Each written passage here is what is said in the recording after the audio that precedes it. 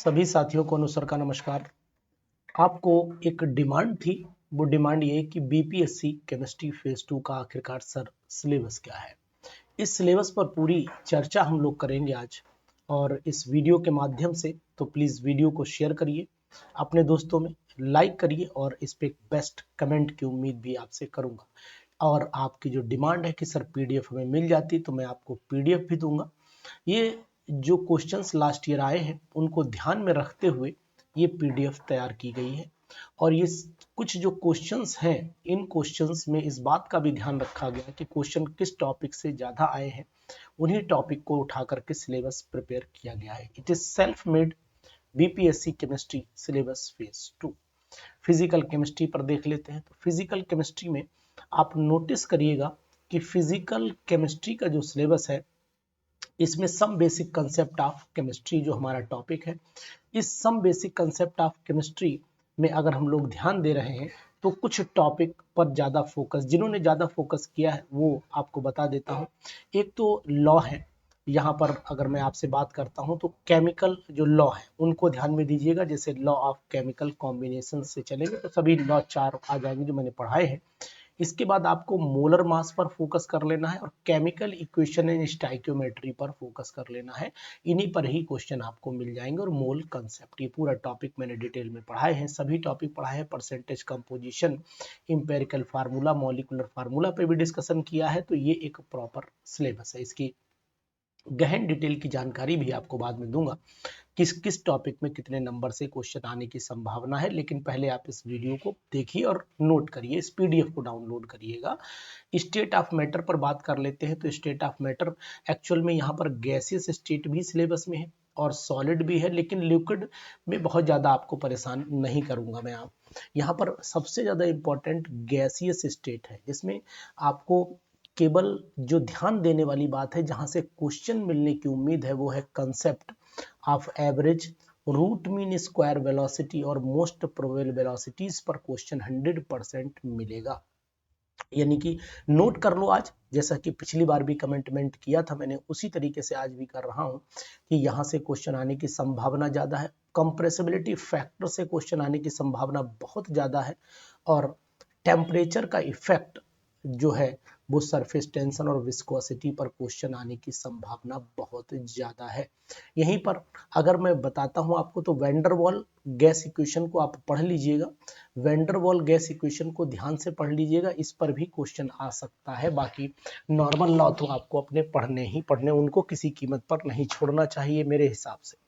ये main topic है, क्योंकि पेपर जब बनता है तो उसमें जब गैसेस स्टेट आएगा तो फिर ऐसा नहीं कि कोई चीज छोड़ी जाएगी।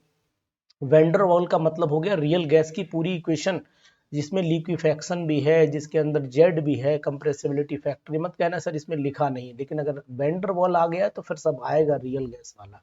ठीक है, ये ध्यान दीजिएगा। इसमें चले आइए, सॉलिड स्टेट में ब्रैग्स इक्वेशन 100% याद करके जानी है आपको। पैकिंग इन सॉलिड्स में चाहे एफसीसी हो, बीसीसी हो, एससीपी लैटिस हो, ये भी पूरा कैलकुलेट करके जाना है।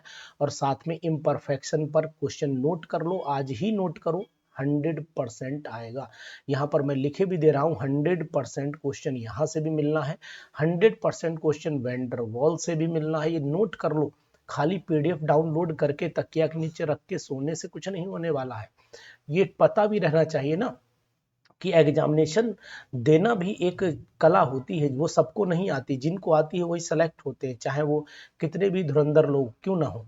एटॉमिक स्ट्रक्चर पे आ जाइए। तो एटॉमिक स्ट्रक्चर में मैं आपको बताऊं, स्पेक्ट्रम ऑफ हाइड्रोजन से सिंपल क्वेश्चन आ सकता है।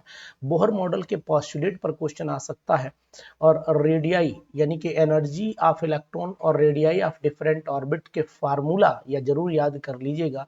डी ब्रॉगली की इक्वेशन पर न्यूमेरिकल आ सकता है। हाइजेनबर्ग अनसर्टेनिटी पर ट्रू फॉल्स बनाया जा सकता है। और यहाँ पर क्वांटम मैकेनिक्स से भी question simple statement true false है या कौन सा स्टेटमेंट है, इस पर भी क्वेश्चन दिया जा सकता है। इस बात का ध्यान दीजिएगा। अगर मैं आगे बात कर लेता हूं तो आगे आपको ये तो 100% श्योर है कि ये लाइन अभी पढ़ लो।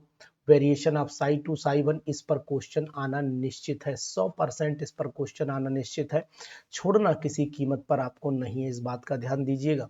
नेक्स्ट हम लोग चले आते हैं, अगर बात कर लेते हैं तो पाउली और हुन्स पर क्वांटम नंबर से जुड़े हुए क्वेश्चंस आपको 100% मिलेंगे, तो छोड़ना नहीं है इन टॉपिक को कॉन्फ़िगरेशन के साथ में। ये सभी टॉपिक आपको तैयार कर लेने हैं, बहुत ही इंपॉर्टेंट की कैटेगरी में टॉपिक है, तो यहाँ पर मैं VVIP लिखे दे रहा हूँ, ये बात आप ध्यान दीजिएगा, इनको आपको पढ़ करके जाना चाहिए। तो टॉपिक में मिलेंगे, PDF भी मिलेगी और साथ ही साथ आपको मिलेंगे कौन कौन सी चीज़ों पर फोकस करना है। ये हमारा आ जाता है केमिकल बॉन्डिंग और मॉलिक्यूलर स्ट्रक्चर से। ये एक्चुअल में बिल्कुल सेम ही उठाया गया है, जैसा कि अगर आप देखना चाहें तो ये टॉपिक चाहे नीट का हो, चाहे जेई का हो, चाहे आपके हो, ये सभी का लगभग लगभग सेम है। यानी कि अगर मैं आपसे बात करने की कोशिश करता हूं तो यहाँ पर इस बात को भी फोकस करूंगा कि सबसे ज़्यादा valence shell electron pair repulsion पर क्वेश्चन पूछा जाएगा। Valence shell electron pair repulsion theory पर क्वेश्चन पूछा जाना निश्चित है ना। और ये जो अगर मैं देखता हूँ तो जेई में भी को ये टॉपिक बिल्कुल सेम है। फजान रूल को डाइपोल मोमेंट और फजान रूल दोनों को फोकस करके जाइएगा। मॉलिक्यूलर ऑर्बिटल थ्योरी, कुछ टॉपिक जो हैं वो जेई के और नीट के भी शामिल हैं, वो भी टॉपिक आप इसमें इन्वॉल्व करेंगे, तो मैंने वो टॉपिक भी मर्ज किए हुए जो टॉपिक मुझे लगे कि ये पूछे जाएंगे, तो ये यहाँ से ध्यान देना। तो इसमें कोई ऐसा नहीं कि सिलेबस बनाते समय हमें ये देखना पड़ता है कि कौन से टॉपिक किस कंपटीशन में भी आ रहे हैं, तो उससे भी हमें वो क्वेश्चंस टॉपिक लेने पड़ते हैं। तो इस बात का आपको भी ध्यान देना है कि ऐसा नहीं कि बॉन्ड ऑर्डर पर भी क्वेश्चन लगभग आता है, बॉन्ड लेंथ और बॉन्ड एनर्जी पर भी क्वेश्चन आता है, ये सभी क्वेश्चन बहुत ही इंपॉर्टेंट है, इनको पढ़ करके जाइएगा। और थर्मोडायनेमिक्स की अगर मैं बात कर लेता हूं तो यहाँ ध्यान देना, थर्मोडायनेमिक्स में वर्क और heat, internal energy, enthalpy, 100% heat capacity, molar heat capacity, Hess law और constant heat of sublimation submission constant heat of submission पे और सब्लिमेशन दोनों पर भी आप फोकस करके जाएंगे। और खासकर सेकेंड लॉ में डेल्टा एस और डेल्टा जी पर पूरी तरीके से नोटिस करके जाइएगा कि ये हमें यहाँ से मिलना चाहिए। सॉल्यूशन पर चले आइए, तो सॉल्यूशन में राउल्ट्स लॉ पर आ सकता है क्वेश्चन, इसके फार्मूले पर, मोलैरिटी मोल फ्रैक्शन पर अधिकतर न्यूमेरिकल ही आता है और वही आने की उम्मीद भी है मुझे यहाँ पर। और यहाँ पर कॉलिगेटिव प्रॉपर्टी पर एक स्टेटमेंट तरीके का क्वेश्चन आएगा और बाकी आपका नॉन आइडियल और आइडियल के एग्जाम्पल्स जरूर याद कर लीजिएगा। ये चीज़ बहुत इंपॉर्टेंट है। डिप्रेशन इन फ्रीजिंग पॉइंट और एलिवेशन इन बॉइलिंग पॉइंट दोनों पर न्यूमेरिकल आ सकता है। Abnormal molar mass of van't Hoff factor and its significance, 100% यहाँ पर नोट डाउन कर लीजिए कि यहाँ से 100% क्वेश्चन उठाया जाएगा, तो ये बहुत ही इंपॉर्टेंट है। और इक्विलिब्रियम से चले आइए, तो इक्विलिब्रियम का जो टॉपिक है ये भी बहुत कुछ आपको सिखा करके जाएगा। और ये इक्विलिब्रियम टॉपिक जो है यहाँ पर मैं आपको नोटिस करूँगा कि फेज इक्विलिब्रिया भी आपको इसके अंदर जोड़नी है। यहाँ पर ये टॉपिक, आधा टॉपिक तो कॉमन है जो जेई नीट का भी है, और यहाँ पर ऊपर वाला टॉपिक जो है ये मेनली अधिकतर आता है और ये टॉपिक में से बहुत कम आता है। तो यहाँ पर ध्यान देने वाला है कि फेज इक्विलिब्रियम के साथ में आपको ये गैस सॉलिड इक्विलिब्रियम पढ़ लेना है, ठीक है। हेनरी लॉ पर फोकस कर लेना है और इसके बाद केपी केसी का रिलेशन भी बहुत आता है, इसकी भी ध्यान देना। और ली चैटेलियर और आयनिक इक्विलिब्रियम में स्ट्रॉन्ग और वीक इलेक्ट्रोलाइट पर फोकस करिएगा। ब्रॉन्स्टेड लॉरी कंसेप्ट पर फोकस करिएगा, पीएच स्केल पर फोकस करिएगा और साथ ही साथ आपको यहाँ पर solubility product and buffer solution पर हेंडरसन हेसलवॉक इक्वेशन, इसकी बहुत पूछी जाती है, यहाँ पर लिखे दे रहा हूँ हेंडरसन हेसलवॉक इक्वेशन, तो इस बात का ध्यान दीजिएगा, इसको भी आपको फोकस करते हुए चलना है। तो जो लोग पीजीटी की प्रिपरेशन कर रहे हैं, जो लोग टीजीटी की प्रिपरेशन कर रहे हैं, वो हमारे चैनल पर अगर रहेंगे तो हम आपको 100% वो मटेरियल प्रोवाइड करेंगे जो वास्तव में एक ऐसा मटेरियल होगा जो आपको इतना बेनिफिट देगा जो शायद आपको दूसरे एग्ज़ाम नहीं दे पाएंगे। तो इस तरीके से आप लगे रहिए, मेहनत करते रहिए और मैं उम्मीद करता हूँ कि आपका सिलेक्शन जरूर होगा।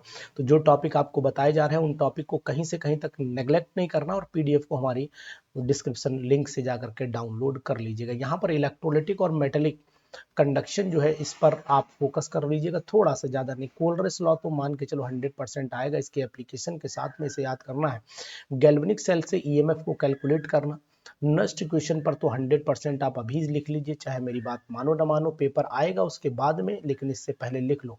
अनुसार जो कहते हैं वो होता है, ये लोग भी कहते हैं, मैं नहीं कहता। यहाँ केमिस्ट्री एक नशा है, ध्यान दो, केमिस्ट्री एक नशा है, ठीक है। ये हमारे चैनल पर जो आएगा उसे केमिस्ट्री का हमें नशा ये दूंगा, तो ये नशा जरूर लीजिए, क्योंकि अगर आपको सिलेक्शन लेना है तो इन टॉपिक्स को परफेक्ट करना पड़ेगा। Gibbs free energy, dry cell, lead accumulator, Kohlrausch law को देना पड़ेगा, और फैक्टर्स जरूर पढ़ लेने हैं आपको। मोलर कंडक्टिविटीज के फैक्टर्स जरूर पढ़ लेने हैं, रट के जाइएगा, क्वेश्चन मिलना है निश्चित है, बिल्कुल अनिश्चितता कहीं से कहीं तक नहीं दिखाई दे रही है यहाँ पर।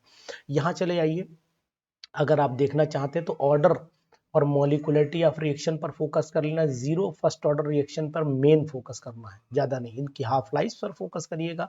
आर्हेनियस थ्योरी और activation energy and it's calculation, इसको नोट कर लो, क्वेश्चन रखा मिलेगा 100% क्वेश्चन, क्योंकि अभी तक जो बिहार में बताया गया है सभी टॉपिक फंसे हैं, तो इसलिए मैं उम्मीद भी करूंगा कि ये टॉपिक आप तक रहने चाहिए, ठीक है ना। सरफेस केमिस्ट्री पर आइए। सरफेस केमिस्ट्री में आपको फ्रेंडलिक एड्सॉर्प्शन आइसोथर्म पर फोकस करना और लैंगमूर पर फोकस करना है। सेलेक्टिविटी और एक्टिविटी ऑफ सॉलिड कैटालिस्ट पर फोकस करके जाना है, बाकी बहुत ज़्यादा इसमें आपको एक जनरल थ्योरी की तरह रीड कर लेना है। कोलाइडल सॉल्यूशन में आपको मैक्रोमोलिकुलर एसोसिएटेड यानी मिसल का फॉर्मेशन देखना है। डायलिसिस, कोआगुलेशन और फ्लाकुलेशन, इन पर आपका कंसेप्ट क्लियर होना चाहिए, इस बात का ध्यान दीजिएगा, ध्यान दीजिएगा, ठीक है। चलो अब आगे आ जाते हैं। हम लोग इनऑर्गेनिक केमिस्ट्री की बात कर रहे हैं, तो इनऑर्गेनिक केमिस्ट्री में अगर आगे बढ़ लेते तो पीरियोडिक टेबल में इन जनरल प्रॉपर्टीज में आपको मेनली आयनेशन एंथैल्पी पढ़नी है, इलेक्ट्रॉन गेन एंथैल्पी, मतलब ये प्रॉपर्टीज फोकस करके जाना, इन्हीं पर क्वेश्चन मिलेगा। ये तो आने से मुश्किल ही रहा कि मॉडर्न पीरियोडिक लॉ क्या होता है, ऐसा नहीं है। मेटलर्जी लोग कह रहे हैं कि नहीं सिलेबस में, लेकिन मैंने बहुत सारे क्वेश्चन देखे जहाँ पर एलॉय पूछ लिए गए हैं, और ये टॉपिक जो है वो आपके जेई में भी इन्वॉल्व है फिलहाल। लेकिन हाँ, ये आपको बता देता हूं कि एक्सट्रैक्शन ऑफ एल्युमिनियम, और इनको पढ़ना नहीं है लेकिन इनके रिएक्शंस को फोकस कर लीजिएगा। रिएक्शंस एक्चुअली में थर्मोडायनेमिक्स से जुड़ जाती हैं, इसीलिए इन रिएक्शंस को मैंने फोकस किया। इलेक्ट्रोलिटिक सॉल्यूशन से जुड़ जाती हैं, इसीलिए ये रिएक्शन पूछी गई हैं, अदरवाइज ये मेटलर्जी सिलेबस में नहीं है, ये भी मैं आपको बता देता हूँ। लेकिन चूंकि ये टॉपिक इन्वॉल्व हो गए तो मैंने ये ट्रीटमेंट आपका जोड़ दिया। इसके बाद हाइड्रोजन पर आ जाइए। हाइड्रोजन की अगर मैं बात कर लेता हूँ तो हाइड्रोजन में मेनली हाइड्राइड्स ज़्यादा पूछे गए। हाइड्राइड्स में आयनिक, कोवेलेंट, इंटरस्टिशियल 3 तरीके के हैं। हैवी वाटर नहीं पूछा गया है क्वेश्चन, मेनली जो क्वेश्चन पूछे गए वो मैंने आपको अंडरलाइन कर दिए हैं, इससे ज़्यादा कुछ नहीं आएगा, नोट कर लेना। केमिकल प्रॉपर्टीज ऑफ वाटर एक बार चलते चलते आप देख लीजिएगा। एस ब्लॉक में चले आइए, तो एस ब्लॉक में biological significance of sodium, potassium, magnesium रखा मिलेगा। इन सभी की प्रिपरेशन और इनके रिएक्शंस जरूर पढ़ लेना। तो इन पर मैं कोई बहुत बड़ा कमेंट नहीं करूंगा, क्योंकि ये बहुत सारे कंपाउंड होते हैं, कहाँ से क्वेश्चन बन के आ जाएगा वो मैं आपको नहीं बता सकता हूँ। लेकिन हाँ, इनकी प्रिपरेशन, प्रॉपर्टीज, यूजेस पर एक नज़र आपको जरूर डालनी चाहिए, क्योंकि ये क्वेश्चन एग्जाम के लिए बिल्कुल ब्रह्मास्त्र साबित होते हैं, और ये सटीक वहीं लगते हैं जहां पूछा जाना चाहिए, मतलब इन पे घुमाव फिराव बिल्कुल भी नहीं है। इसके बाद अगर आप चाहते हैं इस तरीके के नोट्स प्रॉपर तरीके से, तो proper notes, handwritten notes और प्रिंटेड सभी तरीके के नोट्स हम अवेलेबल कराते हैं। तो ग्रुप वाइज स्टडी अगर पी ब्लॉक की देखनी तो 13 ग्रुप का मेरा अलग नोट्स है। बोरॉन एल्युमिनियम की अलग डिटेल मैंने बताई है, डाइबोरेन की अलग बताई है। ये क्वेश्चन तो बोरॉन ट्राइफ्लोराइड और एल्युमिनियम क्लोराइड जो मैंने लास्ट वाला किया है बोरेक्स से लेकर के, इसे तो आप 100% मान लीजिए कि यहाँ से क्वेश्चन निकलना तय है, छूटेगा नहीं क्वेश्चन, ये मेरा वादा है आपसे। 14 ग्रुप में आ जाइए। ये बहुत सारा जो कंपाउंड है, इस कंपाउंड का बहुत सारा पार्ट भी आपने देखा होगा, एलोट्रॉपी भी आपको पढ़ के जाना है। 15 ग्रुप में नाइट्रोजन के कंपाउंड्स में एलोट्रॉप्स, फॉर्म ऑफ फास्फोरस पढ़ के जाना है। PCl3 PCl5 की प्रॉपर्टीज पढ़ लेनी है। ओजोन 16 ग्रुप में पढ़ लेना है।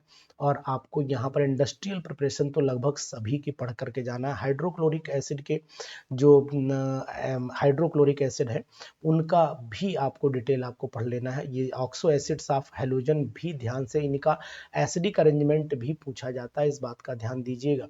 बहुत ही इंपॉर्टेंट टॉपिक है जो मैं अब बता रहा हूँ, इसमें से कुछ टॉपिक कॉमन है जो हर जगह लगभग आते हैं। मैं आपको लास्ट मोमेंट पे IUPAC नेम एक आना ही आना निश्चित है, बैलेंस बॉन्ड थ्योरी पर एक्सप्लेनेशन आना ही आना है, CFT पर आना है, कलर और मैग्नेटिक प्रॉपर्टीज आना है, नोट कर लो। और यहाँ पर qualitative analysis, extraction of metals and biological symptoms पर भी क्वेश्चन आता है, इस पर नोट करके बर्नर्स पर क्वेश्चन पूछे जाते हैं, लिगेंड्स के टाइप पूछे जाते हैं, तो इनको भी आप नोट करिएगा। Environmental chemistry as you know कि इसको बहुत ज़्यादा पढ़ना नहीं, इसमें BOD पढ़ लीजिएगा, ओजोन डिप्लीशन के बारे में पढ़ लीजिएगा, बायोलॉजिकल डिमांड, ऑक्सीजन डिमांड पढ़ लीजिएगा, गैसियस पॉल्यूटेंट्स में कार्बन ऑक्साइड मतलब कार्बन मोनोऑक्साइड, नाइट्रोजन, सल्फर का रोल देख लीजिएगा। बाकी बहुत ज़्यादा आपको यहाँ परेशान नहीं होना है। अब आ जाइए ऑर्गेनिक केमिस्ट्री में। ऑर्गेनिक केमिस्ट्री में मैं आपको बताऊंगा कि प्यूरिफिकेशन में क्रिस्टलाइजेशन, सब्लिमेशन, डिस्टिलेशन और आपका क्रोमेटोग्राफी, इन पर आपको फोकस करते हुए चलना है, ज़्यादा इस पर नहीं ध्यान देना है। कैलकुलेशन ऑफ एम्पेरिकल फार्मूला वो पहले ही चैप्टर में हो गया, न्यूमेरिकल प्रॉब्लम्स पहले ही चैप्टर में हो गई, estimation of carbon, hydrogen, nitrogen ये मैं आपको सेपरेटली बताऊंगा आपके क्लास में। उसके बाद आ जाइए सम बेसिक कंसेप्ट पर आ जाइए। Some basic concept of chemistry में यहाँ पर मैं पूरा इंपॉर्टेंट लगाऊंगा क्योंकि कम से कम 10 क्वेश्चन का दायरा ये लेकर के चलेगा, 10 MCQs यहीं से उठेंगे। तो अब आप ध्यान लो कि 8 से 10 MCQs अगर यहाँ पर आते हैं, हम मैक्सिमम 10 होंगे, मिनिमम 8 होंगे, तो फिर मान के चलो बहुत कुछ कवरेज होगा, तो यहाँ एवरीथिंग इज इम्पॉर्टेंट, इस बात का भी ध्यान देना है। हाइड्रोकार्बन पे चले आइए, तो हाइड्रोकार्बन में एल्केन, एल्कीन, एल्काइन, इनकी मेन केमिकल प्रॉपर्टीज पर आप फोकस करिएगा, इनकी केमिकल प्रॉपर्टीज पर फोकस करना। मैकेनिज्म हेलोजिनेशन ऑफ एल्केन की पढ़ लीजिएगा, ठीक है, सेट-जेफ रूल पढ़ लेना, mechanism of dehydration of alcohol, dehydro halogenation भी पढ़ लेना है, जो मैं अंडरलाइन कर रहा हूँ इनको नहीं छोड़ना है, बाकी डिटेल तो स्टडी आपको करते ही रहना है। ये पूरे पॉइंट जो मैंने अलग बनवाए हैं इनको तो आप किसी कीमत पर नहीं छोड़ेंगे, ये 100% इनके आगे मैं क्वेश्चन लिखे दे रहा हूँ, आज नोट कर लो 100% क्वेश्चन, कम से कम 3 MCQs यहाँ से उठेंगे, यहाँ ध्यान दो 3 MCQs यहाँ से उठाए जाएंगे। उसके बाद एल्काइन पर चले आओ, तो एल्काइन के एसिडिक करेक्टर पर क्वेश्चन अभी बन गया है, समझ लो आ गया, पॉलीमेराइजेशन पर क्वेश्चन आ गया, डायरेक्टिव इन्फ्लुएंस पर क्वेश्चन आ गया, है ना, ये सब बिल्कुल फिक्स है। यहाँ पर चले आइए DDT आइडोफॉर्म टेस्ट 100% आना है, ठीक है। Reactions nature of CX bond, इसको भी ध्यान दीजिएगा। SN1 SN2 मैकेनिज्म को भी इसमें पढ़ लेना है, अलग से नोट किए दे रहा हूँ। SN1 एंड SN2 ये वीडियो आपको मिलेगी और इसके साथ इसकी PDF भी मिलेगी, लेकिन इंपॉर्टेंट बातें आपको तभी पता लग पाएंगी जब आप इस PDF को पूरा देखेंगे ध्यान से, ठीक है ना। इसके बाद आ जाए फिनॉल पर। फिनॉल और एल्कोहल्स ऑर्गेनिक में अगर चल लेते हैं हम लोग, तो ऑर्गेनिक की खास बात ये भी है कि यहाँ पर ऑर्गेनिक केमिस्ट्री में जो नेम रिएक्शंस हैं, जैसे वुल्फ किश्नर रिएक्शन है, कैनिजारो रिएक्शन है ना, हेल-वोलार्ड जेलेंस्की रिएक्शन है अल्फा हाइड्रोजन वाली, और उसके बाद अगर आप आ जाइए न्यूक्लियोफिलिक एडिशन में बहुत सारी रिएक्शन है, मेनली अमोनिया वाली ज़्यादा फोकस कर लीजिएगा, रीमर टीमन रिएक्शन या पढ़ लीजिएगा, एसिडिक नेचर पढ़ लीजिएगा, फिनॉल का एसिडिक नेचर आपको पढ़ के जाना है, तो ये सब ध्यान देना पड़ेगा आपको। डाइजोनियम सॉल्ट ऑर्गेनिक इसमें आ जाइए, नाइट्रोजन कंपाउंड में आ जाइएगा, बेसिक करेक्टर बिल्कुल क्वेश्चन ही जहां मैं अंडरलाइन कर रहा हूं ये सब बिल्कुल 100% क्वेश्चन आपको मिलेगा, बचना नहीं है। इसके बाद सिंथेटिक पॉलीमर और डाइस पर चले आइए, तो जो मैं अंडरलाइन कर रहा हूँ ये पढ़ के चले जाना, क्वेश्चन ना मिले तो मुझे बता देना, है ना। इतने पर टॉपिक पर 100% क्वेश्चन आ जाना है, यानी 3 नेचुरल एंड सिंथेटिक रबर पर, पॉलिस्टर पर, पॉलीमाइड पर, फिनॉल पर, और आपका एक जिगलर नाटा कैटलिस्ट जरूर पढ़ लीजिएगा, chemistry and synthesis of the methyl orange phenolphthalein indicator, और एलिजरिन के बारे में भी जरूर पढ़ करके जाइएगा, जिसकी वीडियो हमारे अपने कोर्स में दे रखी है।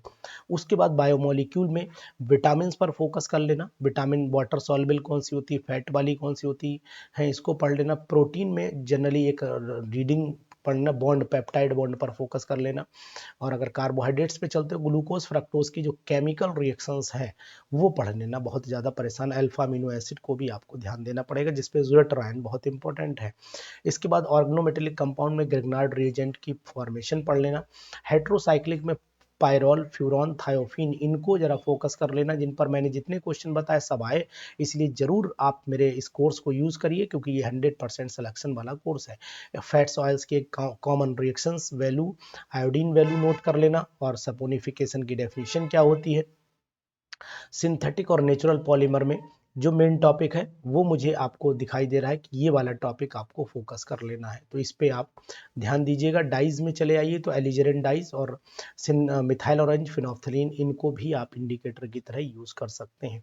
तो ये मैंने कुछ इंपॉर्टेंट टॉपिक्स आपको बताए। मेरा आपको नंबर यहाँ पर ब्लिंक करता हुआ दिख रहा है।